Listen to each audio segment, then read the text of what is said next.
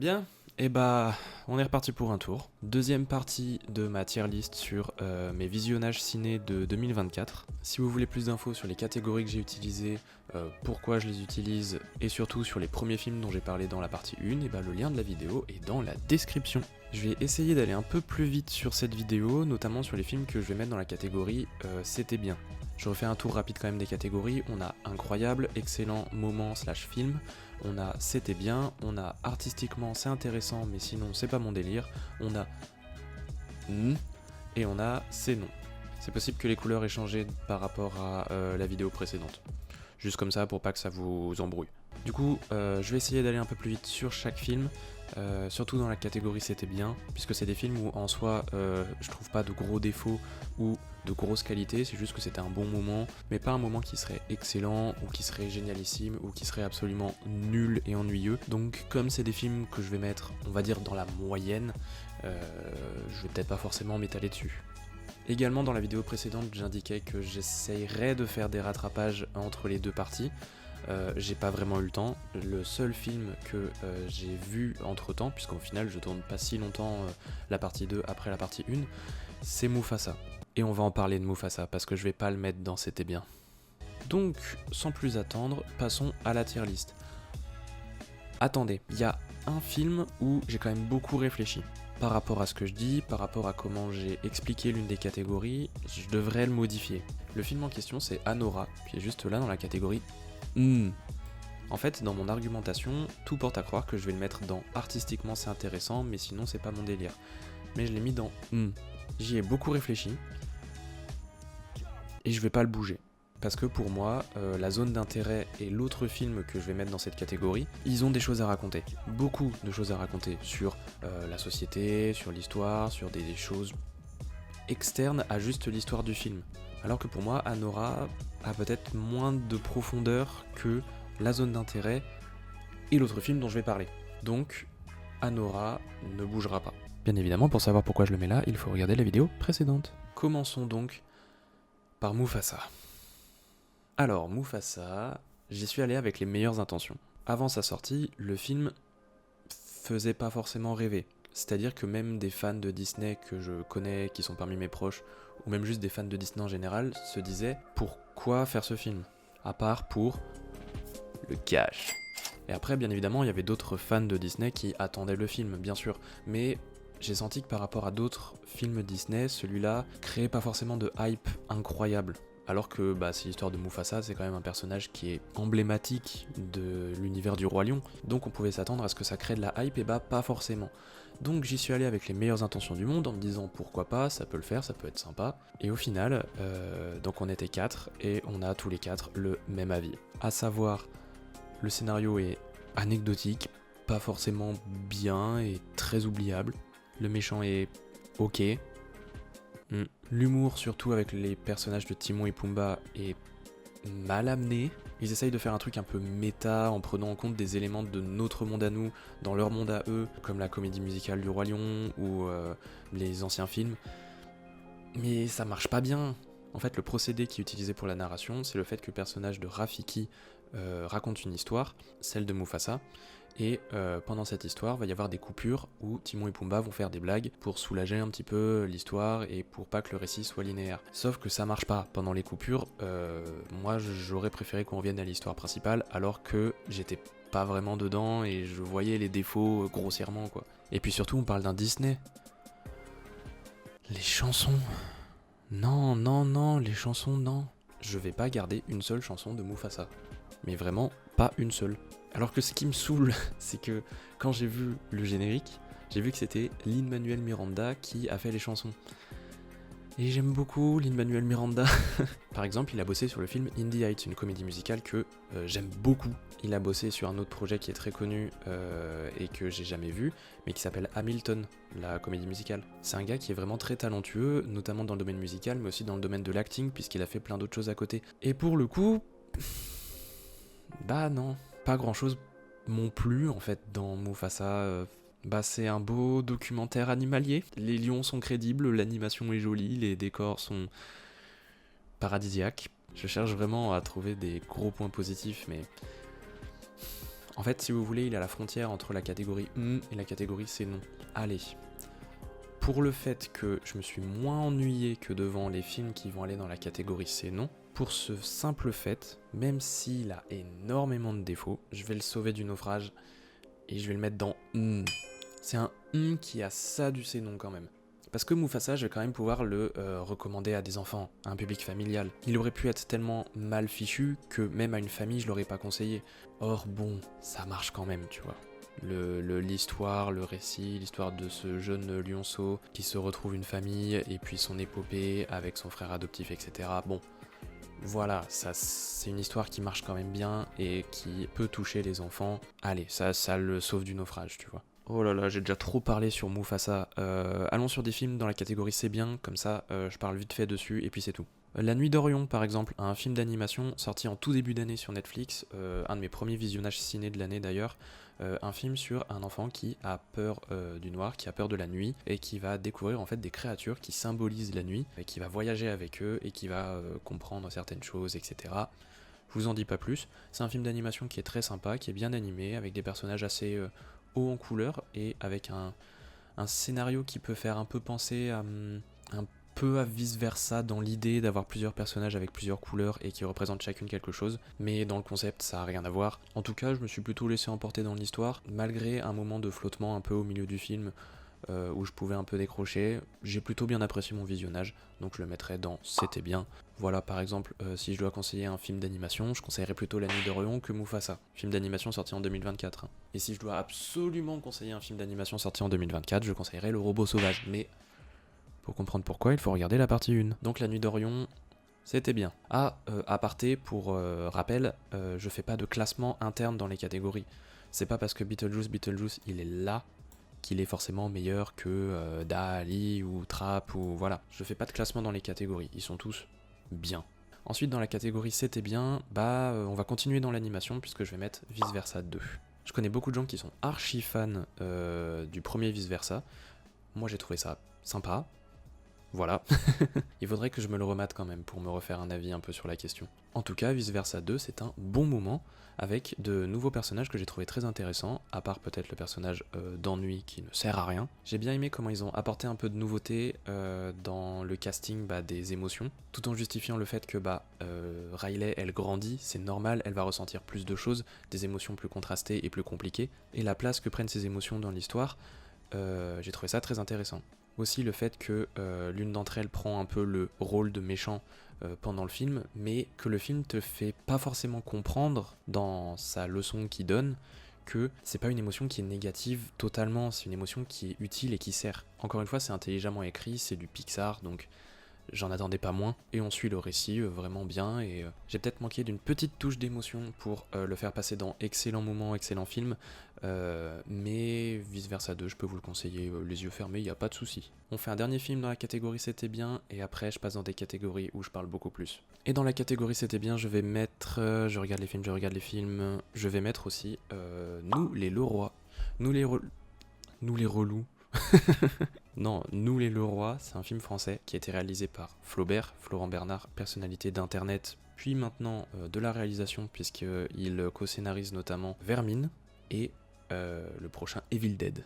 Complètement fou comme histoire. L'histoire de Nous les Leroy, c'est une famille dont la mère souhaite se séparer de son mari, et celui-ci, pour essayer de sauver son couple, va organiser un week-end de road trip pour retracer des périodes majeures de l'histoire de ce couple et de cette famille. Ils vont repasser dans des villes qu'ils ont connues quand ils étaient plus jeunes, dans des lieux bien spécifiques où ils ont eu des histoires et où ils ont des histoires à raconter. Là où le film est intéressant, c'est sur ces personnages et sur le fait qu'ils ont tous quelque chose à raconter. Ils sont 4, donc les parents et les 2 adolescents, et ils ont tous leurs problèmes et leur histoire dont on peut s'identifier en fonction de son vécu, de sa place dans sa famille, etc. etc. C'est bien joué, il y a des moments plutôt drôles, et surtout le film, on s'en rend pas compte, je crois, mais arrive à nous attendrir. Et c'est ça qui est fort. Quand le film arrive à t'attendrir, à créer de l'émotion, et où en fait tu t'en rends compte seulement soit à la fin du visionnage ou quand l'émotion arrive et te chope direct. En fait, tu te rends compte qu'elle s'est développée au fur et à mesure du film et que c'est pas quelque chose qui arrive sur une scène et puis basta. Tu t'attaches vraiment à eux, même le mari qui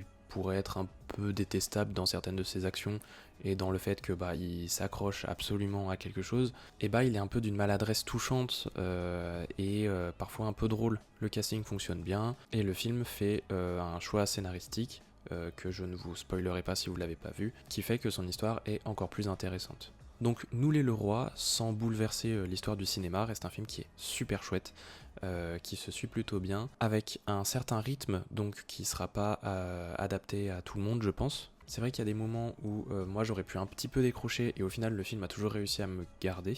Voilà, donc Nous les Leroy, je le mettrais dans la catégorie c'était bien, je le mettrais pas forcément au-dessus. Bien.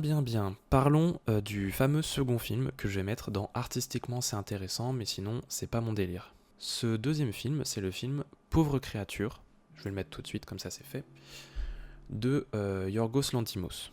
On a beaucoup parlé de ce film en début d'année. C'est un film qui reprend un peu l'histoire de Frankenstein avec une femme qui a un corps d'adulte mais un cerveau de bébé.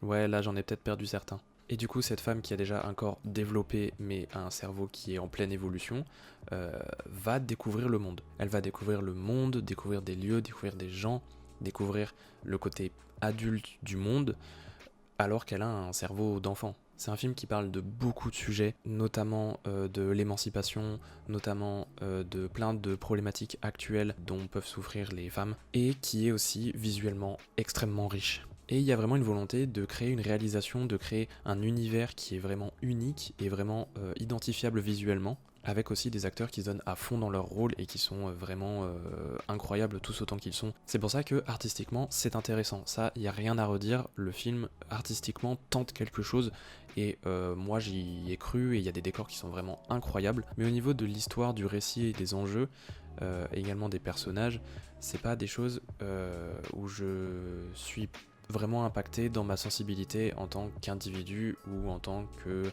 personne qui apprécie le cinéma. Ça reste mon opinion personnelle, je sais qu'il y a énormément de gens qui ont aimé ce film, et tant mieux d'ailleurs, parce que c'est un film qui je pense mérite d'être aimé, mais moi j'ai pas réussi vraiment à l'apprécier à sa juste valeur, malgré tout, étant donné ce qu'il raconte et étant donné ce qu'il tente au niveau de la réalisation et au niveau de plein d'autres choses en fait, au niveau de la musique, au niveau des scènes de danse, etc.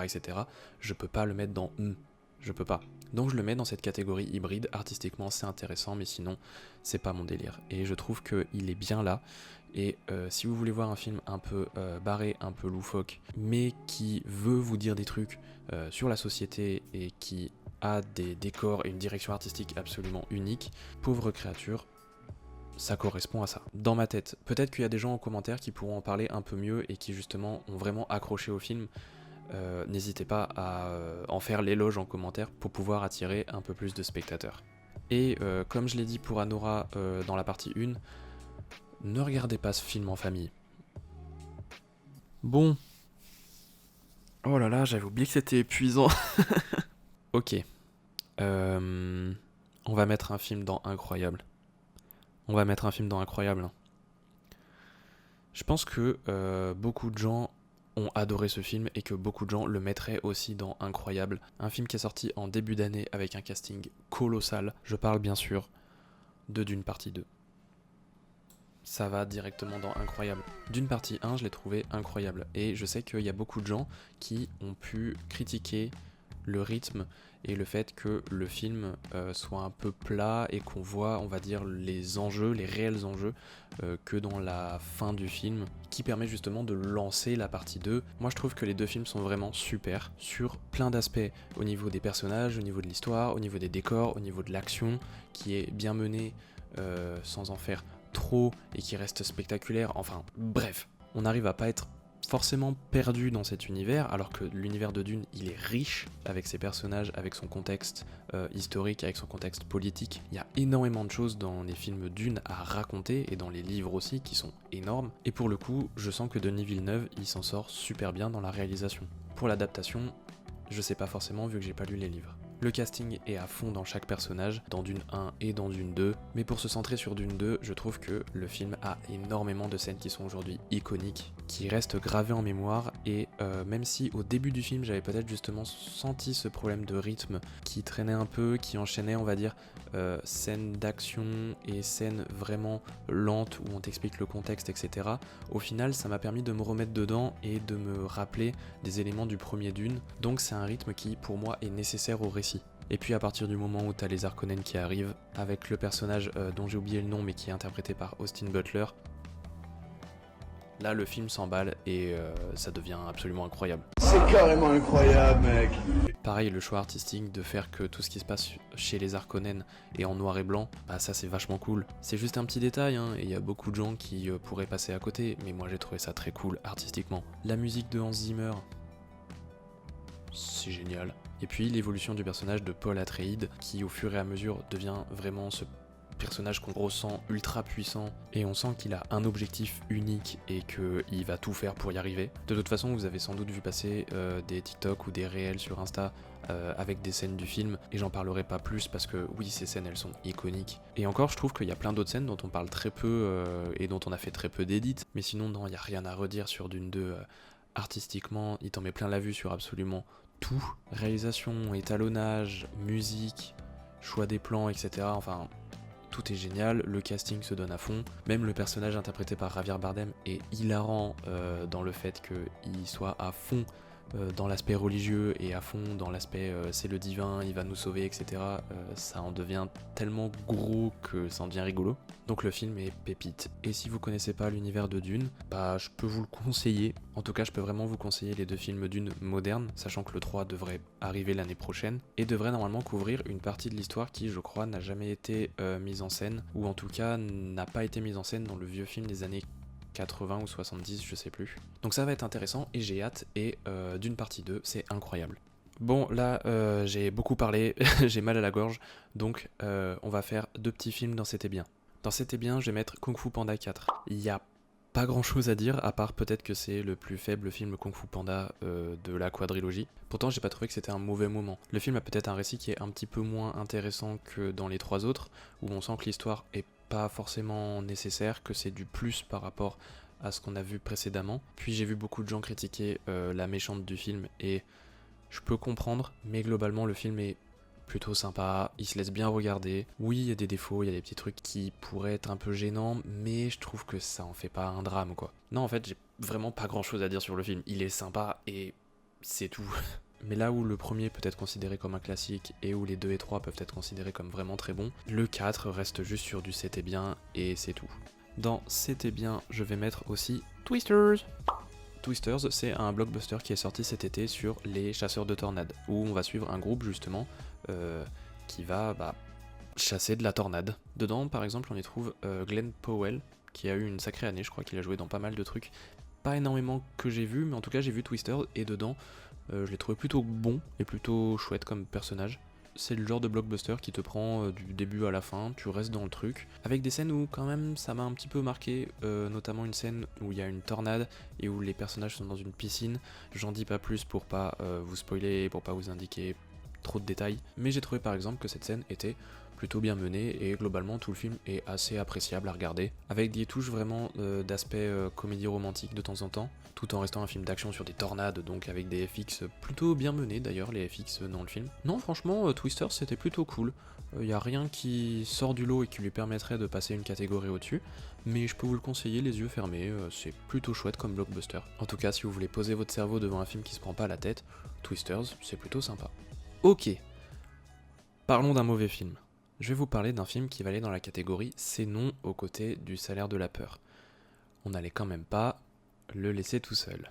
Un film qui, quand je l'ai vu, voilà, je me suis ennuyé. Je me suis ennuyé pendant une très grosse partie du film. Peut-être qu'à la fin c'était un petit peu mieux, mais globalement pendant les 2 tiers du film, je me suis ennuyé. Le récit m'a pas forcément intéressé. Pourtant c'est un film où, comme pour Mufasa, je partais avec les meilleures intentions. Mais non, ça m'a pas convaincu. Pareil au niveau du jeu des acteurs. J'ai trouvé l'acting un peu bizarre pour certains des acteurs secondaires, et également pour l'acteur principal, le film en question étant Ferrari. avec donc dans le rôle principal Adam Driver. Moi je l'aime bien, hein, c'est pas un acteur que je déteste, d'ailleurs il y en a très peu que je déteste, mais là pour le coup, je sais pas, je l'ai trouvé un peu bizarre dans sa manière de jouer. À la limite, Penelope Cruz, vraiment j'ai senti qu'elle se donnait à fond dans le rôle et que son personnage était ultra crédible à l'écran. Mais pour le reste, ça m'a pas aidé à m'immerger dans cette histoire. En fait, on est plus sur l'histoire du mariage de Monsieur Ferrari qui tourne mal, plutôt que sur un film de voiture. Si vous pensez voir Ferrari en vous disant que c'est un film de voiture comme a pu l'être Le Mans 66 par exemple, qui est excellent,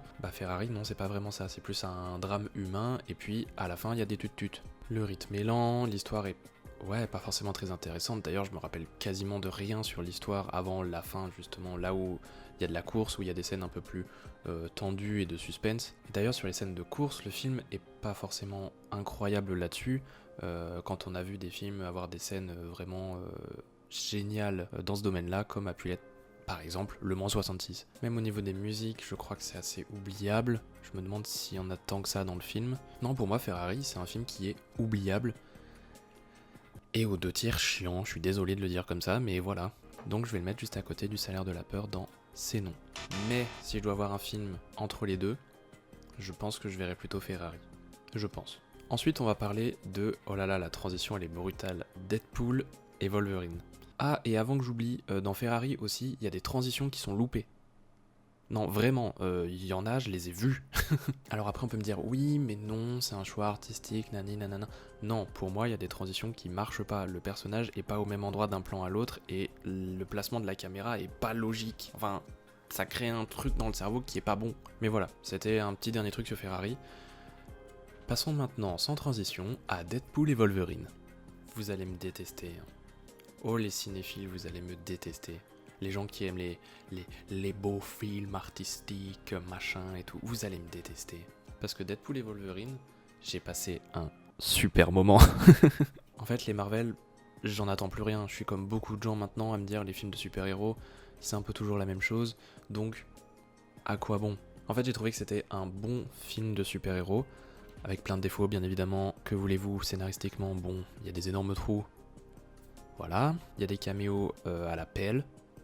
Voilà, mais j'ai trouvé par contre que c'était une super comédie. Genre vraiment, moi j'ai beaucoup rigolé. Alors bien sûr, il y a pas mal d'éléments où il faut avoir certaines refs, et pour le coup j'étais plutôt content de voir que j'en avais pas mal. Et moi vraiment j'étais dans le truc, à pas me dire que c'était dans la surenchère, à pas me dire là c'est gros. Non, j'ai trouvé tout le long vraiment super cool à suivre, j'ai vraiment rigolé et pas juste soufflé du nez. La dynamique entre les deux personnages et le personnage de Deadpool en lui-même était très efficace sur ce film. Alors que je tiens à préciser que le personnage de Deadpool, j'ai pas forcément d'attache particulière avec lui. Les 2 premiers films, je les considère comme bons, mais voilà. C'est vrai que les X-Men, j'y suis peut-être un petit peu plus attaché. Mais c'est pas pour ça que j'ai apprécié à ce point le film. J'ai beaucoup aimé la scène d'intro, comme énormément de gens. J'ai beaucoup aimé les dialogues, comment ils étaient fabriqués et construits. Non, j'ai passé vraiment un super moment devant Deadpool et Wolverine.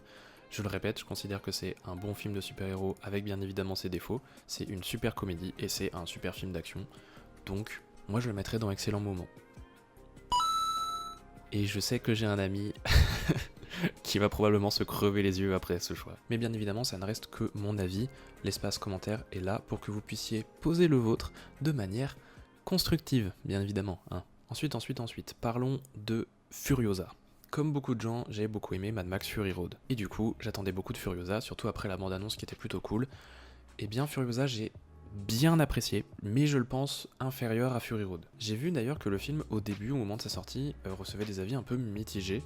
Il se faisait pas démonter, mais on avait un peu de tout, et qu'au fur et à mesure, beaucoup de gens qui ont énormément apprécié le film se sont fait entendre, et qu'aujourd'hui il est remonté un petit peu plus au niveau des critiques à la fois publiques et professionnelles. Je sais pas si je me trompe par rapport à ça, mais en tout cas c'est comme ça que je l'ai perçu. De mon point de vue, Furiosa a beaucoup de qualités, au niveau de son récit, au niveau de ses décors, au niveau de ses scènes d'action, qui sont plusieurs éléments très efficaces et qui renforcent l'immersion dans le film.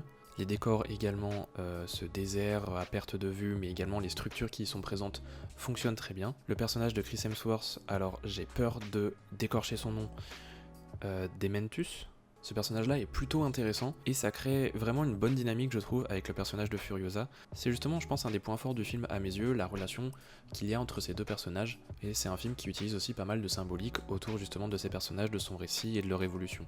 Après, je pense que le film, par rapport à Fury Road, est peut-être un peu moins dans le gigantisme, notamment au niveau des scènes de course-poursuite en voiture. Là où dans Fury Road, tu pouvais compter des dizaines et des dizaines et des dizaines de véhicules, là, il y en a peut-être un petit peu moins dans un espace très grand, donc ça crée une sensation, pas forcément de vide, mais de scènes d'action peut-être un peu moins intenses. Dans tous les cas, j'ai trouvé aussi que le casting était très efficace. Anya Taylor-Joy, elle est très convaincante, je trouve, dans le rôle de Furiosa. Chris Hemsworth également dans le rôle du méchant.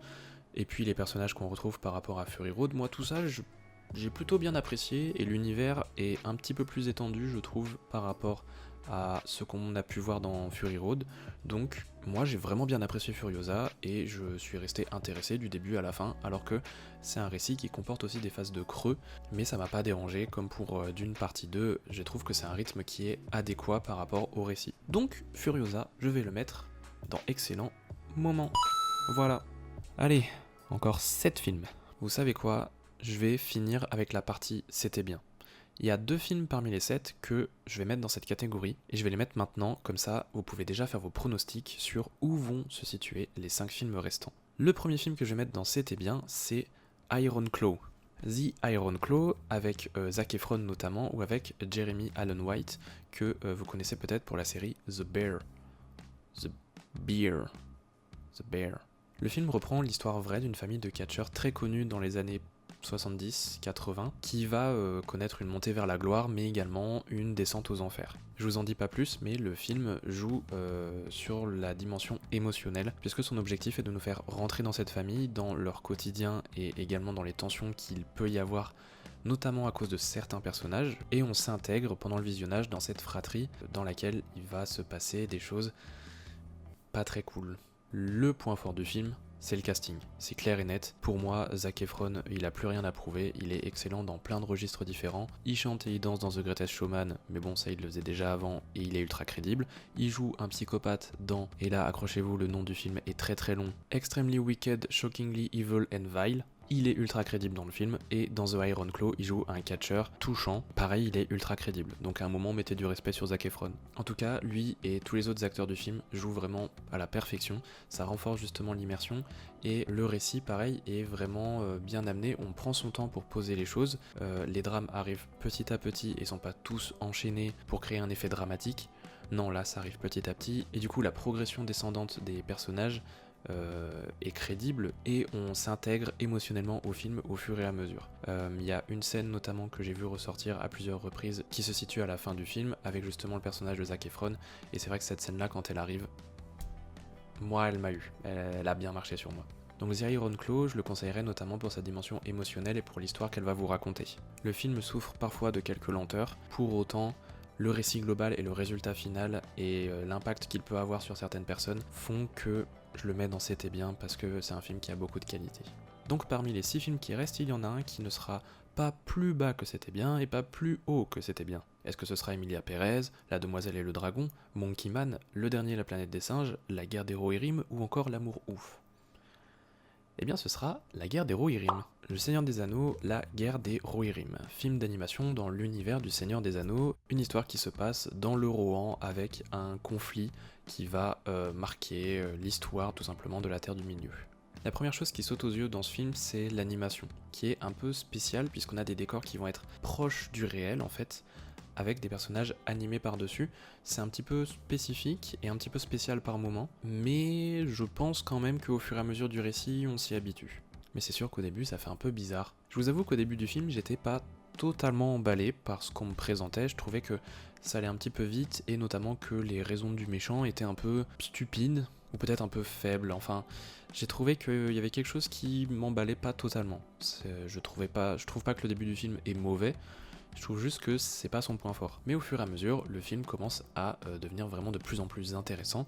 Il réussit même à mettre des scènes qui pour moi sont vraiment très fortes, comme notamment la scène de Helm Point de Marteau qui protège des portes. j'en dirai pas plus pour ceux qui souhaitent voir le film, mais j'ai trouvé que là cette scène là était vraiment bien amenée. Pareil, la scène de la bataille finale pour moi est vraiment très cool, les musiques sont des musiques du Seigneur des Anneaux, mais fonctionnent très bien et sont très belles, et l'évolution de certains personnages comme l'héroïne par exemple, sont vraiment très cool à suivre. Et on a aussi des éléments de la trilogie qui s'immiscent dans le récit sans pour autant le bouleverser ou bien qu'on se dise oh là c'est un peu gros. J'ai trouvé ça aussi intéressant de voir que le Seigneur des Anneaux c'est aussi des conflits interne à la race humaine. Parce que oui, on a des créatures, on a des monstres, on a voilà des choses qui apparaissent dans le film, mais le conflit est vraiment interne à la race humaine, c'est pas humain contre orc par exemple. Ça rajoute un peu d'histoire à cette région du Rohan et j'ai trouvé ça très très cool. Donc globalement, malgré un départ qui me convenait pas forcément, le film m'a chopé à peu près au bout d'un tiers de l'histoire et j'ai vraiment apprécié le suivre, même si on pourrait par exemple dire que au milieu du film, ça ralentit un peu. Moi j'ai trouvé que ça rajoutait justement un peu de lore, un peu d'histoire au récit, et cette phase peut-être un petit peu plus calme justement où ils arrivent dans le gouffre, moi je l'ai beaucoup plu parce qu'elle permet d'installer des choses, de poser des choses et de renforcer encore un petit peu plus l'histoire et le background qu'on va nous raconter. Donc je le mets dans C'était bien, et j'en ai un peu trop parlé. Bien, donc maintenant tous les films qui restent vont être dans d'autres catégories que C'était bien, donc je vais en parler un petit peu plus. Je vais commencer par le film Monkey Man. Alors, il y en a beaucoup parmi vous qui doivent se demander qu'est-ce que c'est que ce film. Monkey Man, c'est un film d'action qui a été réalisé par Dev Patel, que vous avez notamment vu dans Slumdog Millionaire, dans The Green Knight, et dans plein d'autres choses bien évidemment, et il me semble que c'est son premier long métrage. Monkey Man, c'est un film d'action qui se déroule en Inde et qui suit un jeune homme en quête de vengeance. J'essaye de pas trop vous en dire parce qu'en fait il y a toute une dimension un petit peu plus politique et religieuse derrière, qui est très intéressante et qui je pense peut témoigner un petit peu du contexte général global qu'il peut y avoir en Inde, même si je connais assez peu ce pays donc je m'avancerai pas là-dessus. Beaucoup de gens l'ont comparé à un John Wick. Le problème c'est que je m'y connais très peu en John Wick, donc je pourrais pas vous faire le comparatif. Dans tous les cas, sachez que Monkey Man est un très bon film d'action. Dev Patel, qui en plus de réaliser joue dans le film, a vraiment une présence scénique qui est assez forte tout au long du long métrage, je trouve. Le film est bien amené, bien rythmé, même les moments plus calmes, par exemple où le personnage s'entraîne, évolue, ils ont une certaine dimension un peu artistique ou bien qui te permettent de rester dans le récit tout du long, notamment parce que tu vas t'attacher au personnage en suivant toutes ses péripéties et ce qui a pu lui arriver dans le passé puisque on nous le révèle au fur et à mesure. Je trouve que Monkey Man c'est vraiment un film d'action qui gère bien à la fois son récit, son histoire, à la fois sa gestion des personnages et des relations qu'ils ont entre eux, et à la fois aussi les scènes d'action qui sont vraiment très bien chorégraphiées, jusqu'à une scène finale vraiment très cool. Pour moi, tout le film est très bon, et est un très bon film d'action. Donc je vous le conseille. Monkey Man, vraiment je le placerai même, je pense, dans excellent film. Ce que je vais faire de ce pas. Peut-être la seule chose qui fait que si je devais faire un classement dans la catégorie excellent film, il serait probablement dans les derniers, c'est qu'il y a moins de moments iconiques. Il y a moins de moments où, là je pourrais vous citer un moment particulier du film qui m'a vraiment incroyablement marqué. Il y en a un peu plus dans les autres, et Monkey Man, bon, il y en a peut-être un qui m'arrive tout de suite en tête, mais c'est vrai que globalement c'est tout le long métrage qui est appréciable et qui se regarde facilement. Je suis sur ma lancée, on va continuer avec La Planète des Singes, le nouveau royaume. Il faut savoir que La Planète des Singes, j'ai très peu vu les anciens, mais la trilogie moderne qui a été en partie réalisée par Matt Reeves, j'adore. Je trouve qu'il y a vraiment une dimension humaine dans la manière dont ils gèrent le récit et dans la manière dont ils ont fait évoluer ces singes en effets spéciaux, et vraiment il y a quelque chose de très humain et de très qui crée de l'émotion en fait. Donc pour la trilogie, j'ai vu un film un jour, le second le lendemain et le troisième le surlendemain, et c'était génial. Comment ils font évoluer leurs personnages, la gestion aussi des méchants qui sont jamais non justifiés ou juste là pour être méchants, je trouve. Les films apporte toujours quelque chose de plus que ce qu'on peut voir dans des blockbusters classiques. Vraiment, je trouve que voilà, cette saga moderne de La Planète des Singes est incroyablement sous-cotée, donc j'ai hâte de voir les prochains films qui vont sortir. Et concernant Le Nouveau Royaume, je trouve que c'est un super début pour la nouvelle trilogie, avec des nouveaux personnages qui sont attachants, avec un héros où j'ai vraiment hâte de le voir monter en puissance, et avec également, pareil, un méchant qui a une certaine dimension religieuse et qui justement est pas juste là pour faire le méchant. Il a un certain background, il est un peu expliqué dans pourquoi il est là, pourquoi il en est arrivé là, et pourquoi il a ces idées-là. Puis en plus, et ça tu le vois dans les making-of notamment, tous les acteurs sont vraiment à fond, ce qui rend encore plus crédible l'animation des singes, et dans chaque scène d'action par exemple où ils vont être à cheval, où ils vont se battre, etc., t'as pas des mouvements qui paraissent un peu bizarres, pas naturels.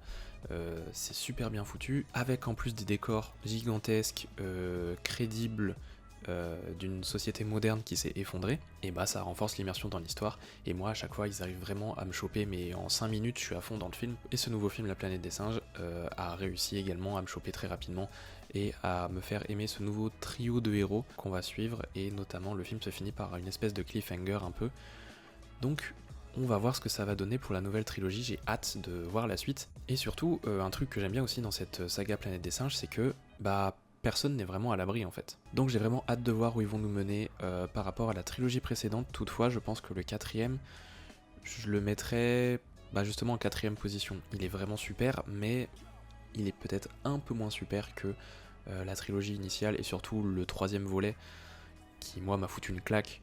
Donc pour tout ce que je vous ai dit précédemment, quand même, ce film La Planète des Singes ira dans excellents moments. Il y en a un où je vais en parler assez rapidement, puisqu'en fait j'ai oublié pas mal de choses de ce film, c'est La Demoiselle et le Dragon.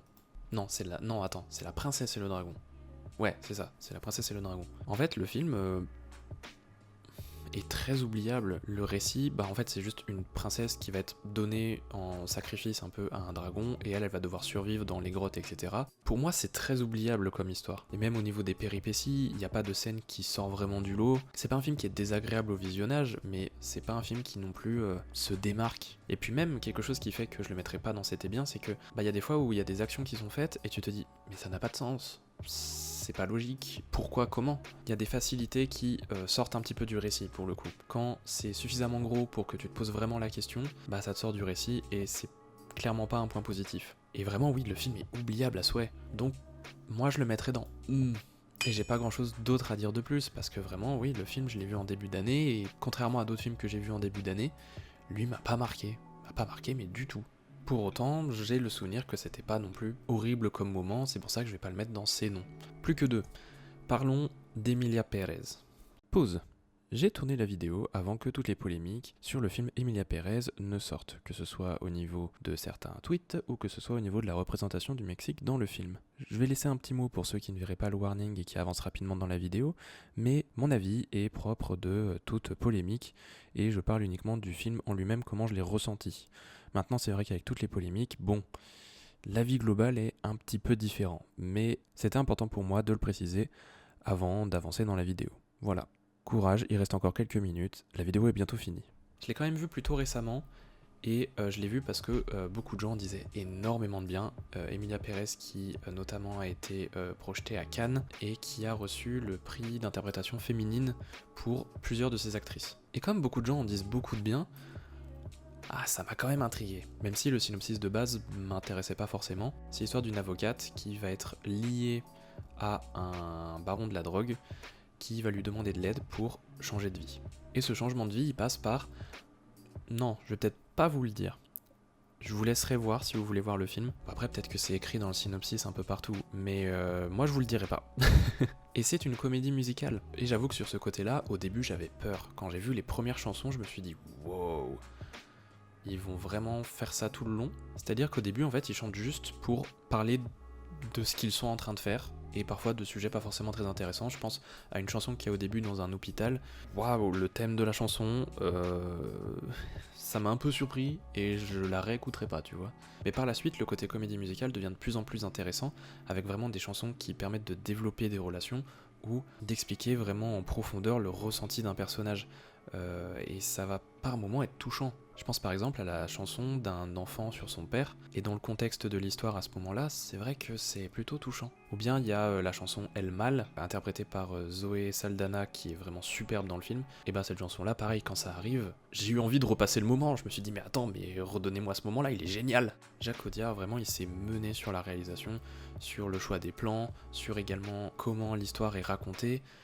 Moi j'ai vraiment bien apprécié Emilia Pérez. Oui, toutes les actrices sont superbes dans le film, et je trouve que l'histoire qu'on nous raconte a une certaine poésie, une certaine tendresse, et vraiment une humanité dans un contexte qui lui se veut assez dangereux et assez justement déshumanisant, les guerres de cartel notamment par exemple. arriver à nous fournir une histoire tendre et poétique dans un contexte difficile, c'est quelque chose qui vient vraiment renforcer un film, puisque du coup, on va s'attacher plus facilement aux personnages. Et pour revenir sur la réalisation, pendant que j'y pense, c'est vrai qu'il y a pas mal de passages, notamment comédie musicale, qui font vraiment penser à des clips.